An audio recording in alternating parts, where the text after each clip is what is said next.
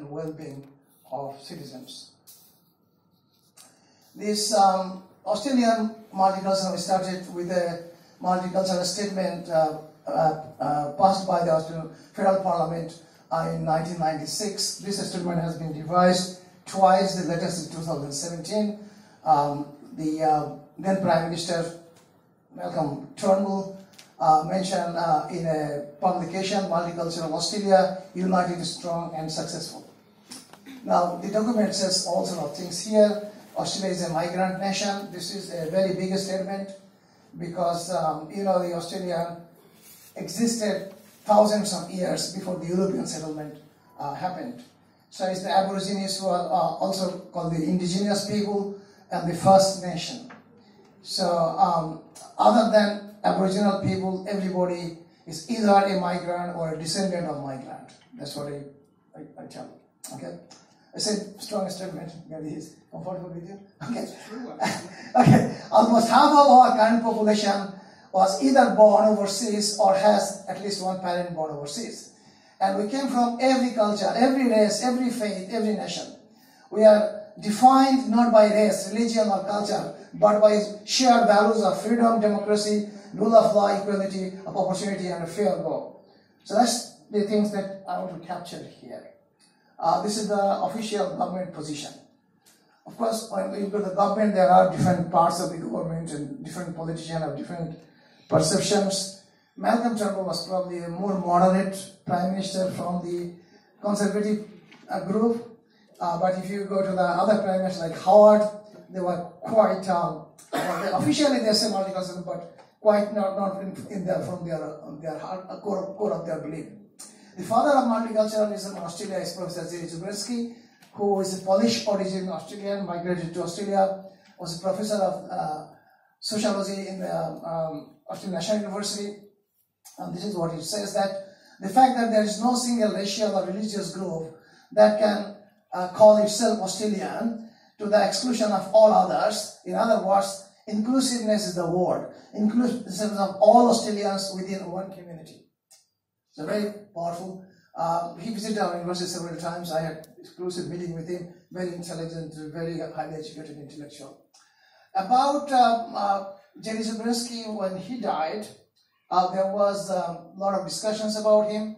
I'm not going to go because of the time, all of them, but he gave an intellectual rigor and put into an intellectual academic format that Australia was looking for and that Australia was becoming.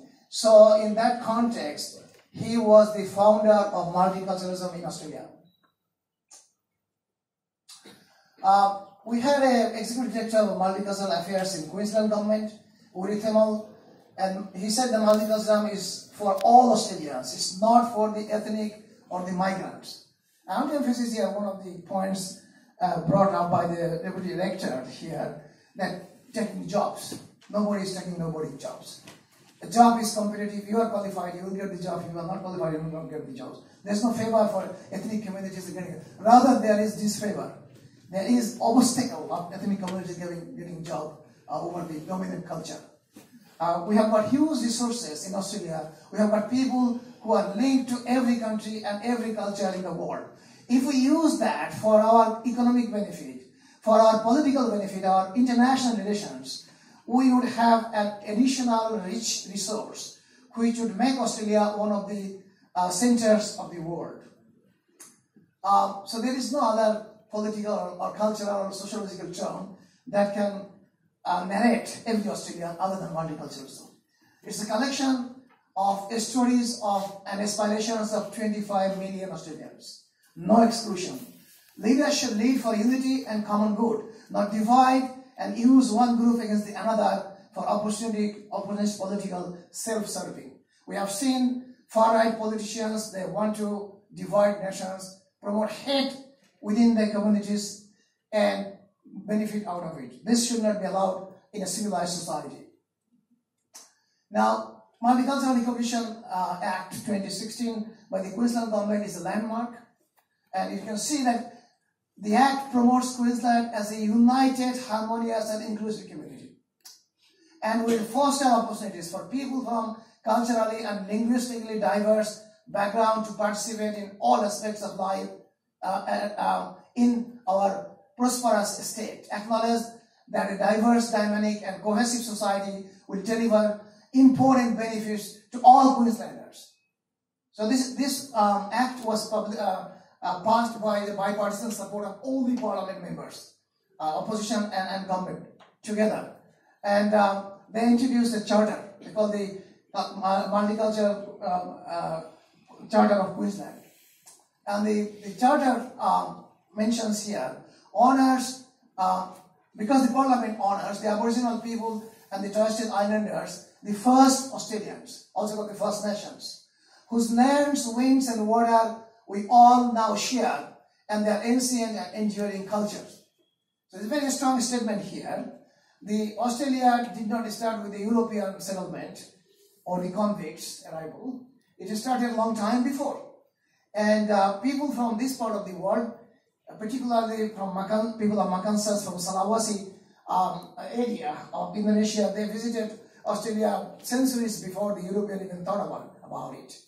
And they usually go for trade and fishing and come back. They never try to influence on the local culture, unlike the European settler who has created now the dominant culture to be the European culture. So there are a few things, because time I'm going to all of them, but I give you some idea. In 21st century Australia, diversity is a reality and multiculturalism is a fact of life. This is a statement that I organized a seminar in our university on multiculturalism challenges, multiculturalism in Australia challenges in 21st century, the role of leaders, national, state, and local. Our federal parliament member was there, vice chancellor was there, the mayor of the city was there, and executive director of multicultural affairs was there. They are all the speakers, and this is what I wanted to prove there. Multiculturalism in our University of Southern Queensland is established. In our university is the first university in Australia who has official multicultural policy in late 90s. And in Toowoomba, our mayor declared the city to be a refugee-friendly zone. So the refugees come to Australia, they are welcome to settle in Toowoomba region. Toowoomba, I mean, Gary would probably know, if you, Rathib might know, is a very much conservative town in the middle of the farming areas. So people, exactly, so people call the redneck people around it. So redneck is a derogatory term. Sorry to use it, but anyway, it represents the kind of people who are sort of phobic to everything else. So now we have multicultural policy, we have action plan and coordinator and multicultural staff network, which I was a founding member. I chaired the network for many years. I was trying to get our vice chancellor, new vice chancellor, in one of our events. And the new vice chancellor was not aware of what we were doing. So I was not successful. So I thought, what can I do? How can I bring her? So I invited the federal parliament member, Dr. John McVeigh, who is sort of my friend. And I said, give us a date in February. So he gives 4th of February a date to speak on the seminar. I forwarded that email to the vice chancellor, would you please join this event? She, of course, agreed, and then her office took over all the arrangement of the meeting. And when the New Zealand Christchurch mosque attack happened, we organized the event in our mosque in Toowoomba. We didn't invite the vice chancellor, the mayor, everybody came. They come to our mosque very regularly, actually.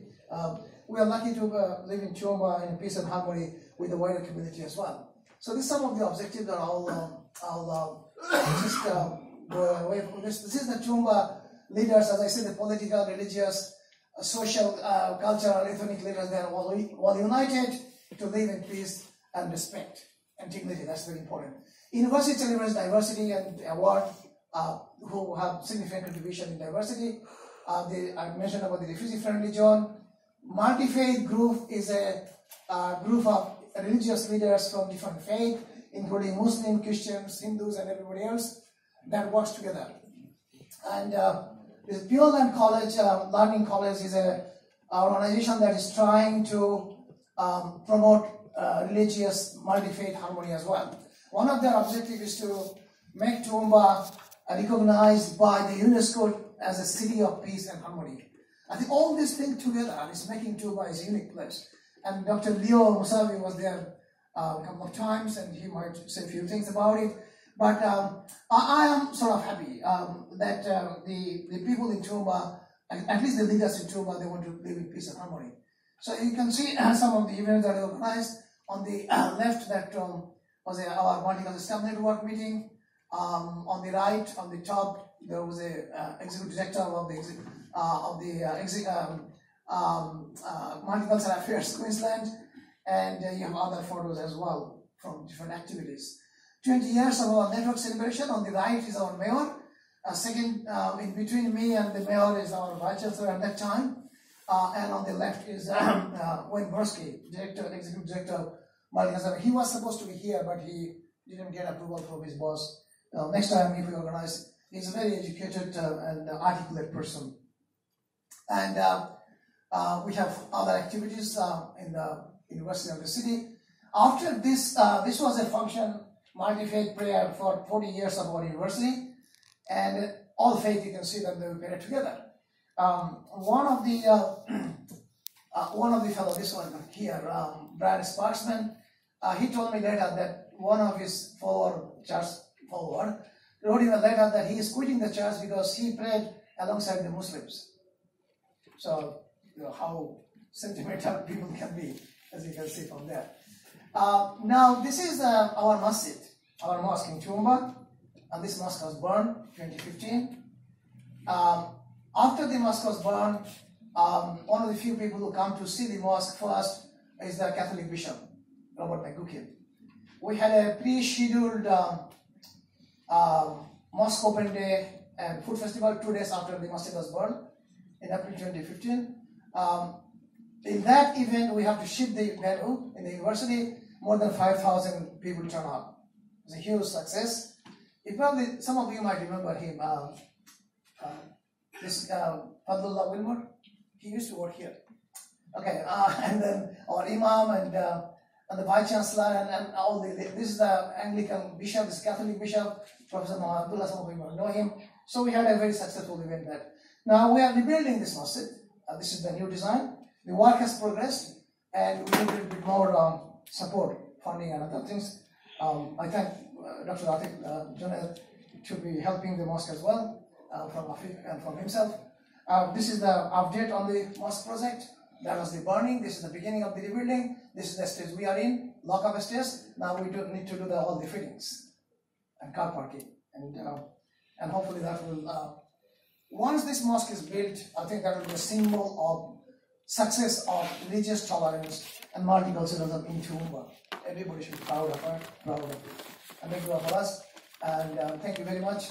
And I'll probably share some of the Islamic perspectives of multiculturalism in the upcoming sessions. Thank you. Jazakallah khairan. Assalamu alaikum.